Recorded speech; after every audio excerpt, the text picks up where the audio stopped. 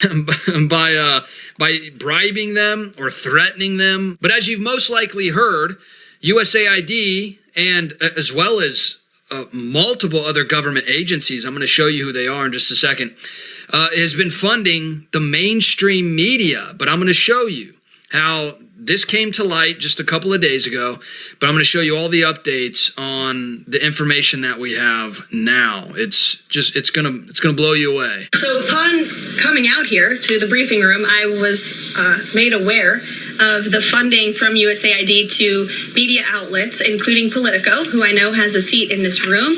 And I can confirm that the more than $8 million taxpayer dollars that have gone to essentially subsidizing subscriptions to Politico on the American taxpayers' dime will no longer be happening. The DOJ team is working on canceling those payments now.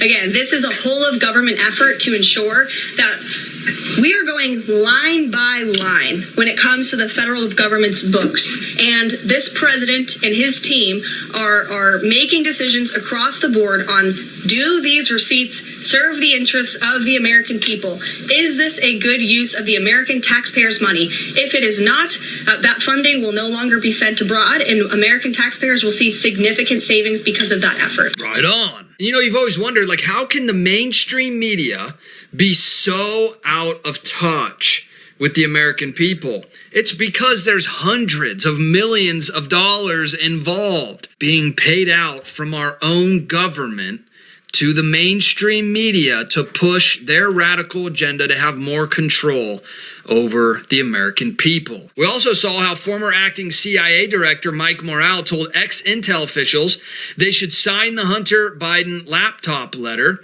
so that they could give Joe Biden a talking point to use in the 2020 debate versus Trump. Now, if you want to know why Trump has been the next Hitler and the most racist person on earth, isn't because they actually believe this or because he's actually doing things that are racist or Hitler-esque, but it's because they are making millions upon millions upon millions of dollars from the elites and the bureaucrats within our government to lie to you about all of this. Now, this is wild. The political scandal is far worse than you think. This is a thread by Liz Wheeler. Look what was uncovered here. This is incredible. It's not $8 million that Politico received from USAID. It's $34.3 million that Politico has received from various swampy federal government agencies. Politico is, without a doubt, a totally corrupt propaganda arm of the swamp. Well, perfectly said there. But you can see here, usaspending.gov. Look at this. Politico LLC. Total awarded amount, $34.3 million. She goes on. Notice when Politico started receiving bulk payoffs from the federal government. The money started flowing to Politico in 2015, the same year Trump descended that golden escalator. Then the payoff skyrocketed under Biden. Who paid off Politico? A veritable laundry list of the most corrupt federal agencies. HHS, Department of Education, Department of Agriculture.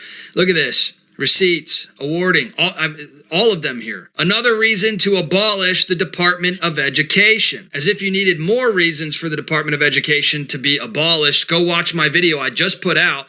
The evil Department of Education is over. She goes on, peep the sub-agencies specifically that paid off Politico. The FDA, the EPA, the CDC. This is wild stuff.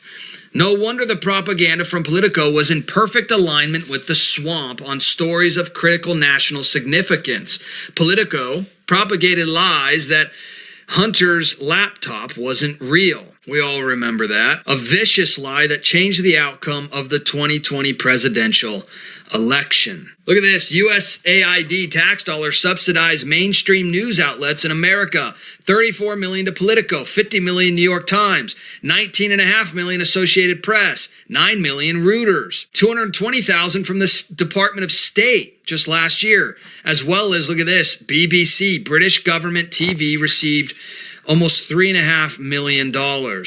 of American taxpayers' money. BBC Media Action, a charity tied to the BBC, received $3.3 million from USAID in 23 and 24, making the U.S. agency one of its top donors. Not only is our government essentially funding the entirety of mainstream media to push their radical left agenda and lie to Americans and indoctrinate Americans, and not only are they funding BBC, the British news, 90% of UK media is funded by USAID. Listen to what Natalie Winters has to say. But here's where it gets really dark. Because right now, Ukraine, there's reporting 9 out of 10 media outlets in Ukraine are funded by USAID. Otherwise, they would not exist. Wow. That's the Ukraine foreign minister's own words, not mine. Wow. Norm Eisen has been screaming in the Brookings Institution, the mainstream media. There's a piece we can put on screen. Quote, investigative journalism is essential for Ukraine reconstruction and anti-corruption. They have used the weaponization of journalism through USAID and all of these foreign countries not to expose or dox autocratic leaders, but to defend themselves and be the Praetorian Guard for the corrupt activities that they've been engaging in, because they want the concept of controlled opposition. They don't want the audits. They don't want actual reporters who are going to be digging in to the what? I guess it's now just $77 billion, but what was nearly $200 billion in aid. They want to be controlling the journalists, controlling the messaging, and USAID has been the platform through which they've done that, just like they tried to control President Trump with the first impeachment. But now they know Ukraine audits are probably coming. That gravy train's ending. So they are in full-blown meltdown and panic, because they know that they're not going to be able to control the narrative. In fact, here's the official report. Trump's foreign aid freeze throws journalism around the world into chaos. Good. Look at this. USAID, the main donor for Ukraine media, where 9 out of 10 outlets rely on subsidies, and USAID is the primary donor. Several media have already announced suspensions of their activities. Are we supposed to feel bad?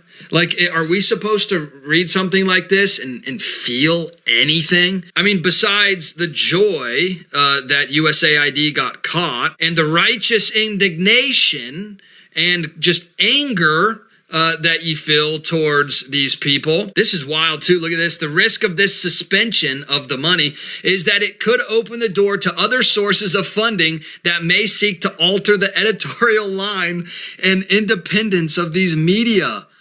Is that oh my goodness. What they're trying to do is make it sound like if USAID doesn't fund these media outlets throughout the world to push their radical left agenda, then other people will fund those media outlets to push their agenda. And we can't have that. So we must continue using taxpayer money to fund these media outlets to push the radical left agenda. Yeah, it all makes sense. So here's a clip of Rand Paul reacting to this. He posted this on X. Ron Paul said, "A look behind the curtain has revealed a horrific truth. Nearly the entire mainstream media worldwide has been funded by the U.S. government under the USAID.